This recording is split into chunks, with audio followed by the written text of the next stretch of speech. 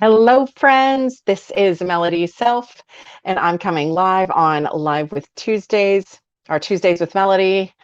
And I hope that you can hear me. I was having some technical issues, and so I'm coming a little later than normal. If you are here and you can hear me, let me know because it is a little bit, I'm not sure if it was having trouble with all the things, the audio, the internet, and all that stuff. So if you can hear me, let me know. And I will love to let me know that you're here anyway.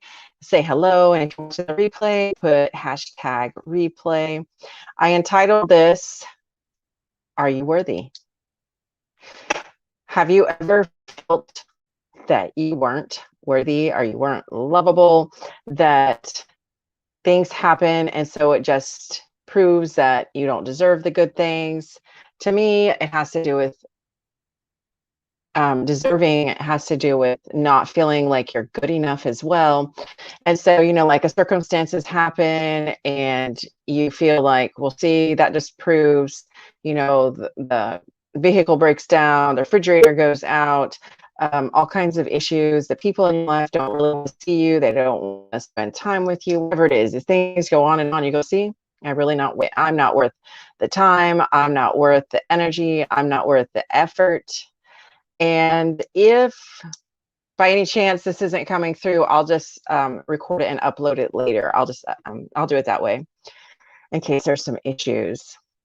So being valuable has nothing to do with what you do. It has to do about who created you. And just by you being created, then that means you are worthy, you are worth it, you are valuable, you are important, you are valued. And I have been kind of having an epiphany about this, or an aha moment, an I got it moment. And it had to do with realizing that in my own, we're always talking about our vision and the vision that we see and the vision that we cast and the way that we see things. And the way that we see things affects every other thing that we do. And if the way that I see myself means that I feel like I'm unlovable. And I feel like in my family, something that I saw my grandmother struggle with a lot too is no matter what, she would always feel like she wasn't lovable. And I always remember assuring her or wanting to let her know that she was valuable to me and that her life mattered to me. And as I've gone through my own journey, I feel like that is kind of where I struggle a lot, is feeling, if I'm lovable, if I'm deserving or worthy of love, and do I even deserve good things, even if there's certain like we're right now in the church I'm attending, the pastor's going through a message saying, so SOW rich. He wants you to be so rich.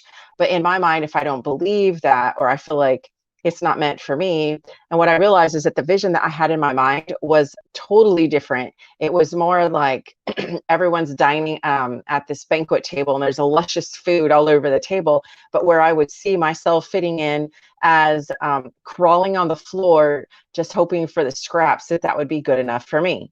And I realized if that's the kind of vision that I have of myself, I'm not really feeling like I'm valuable or worthy or deserving. And so it's important for me to shift my thinking and have more of a mentality. Even if I think of myself as a mom to my kids, I would never have that image of them or that feeling towards them. So even if I just shift into my own ability as a mom, then I would see and believe, and not just believe, but I know that my kids are more valuable than that. And I would never, ever say, oh, just go lick the floor like a dog or the animals that you might have that would eat off the floor, right? And they come and lick everything up and they're super excited to find the droppings on the floor. That's good build.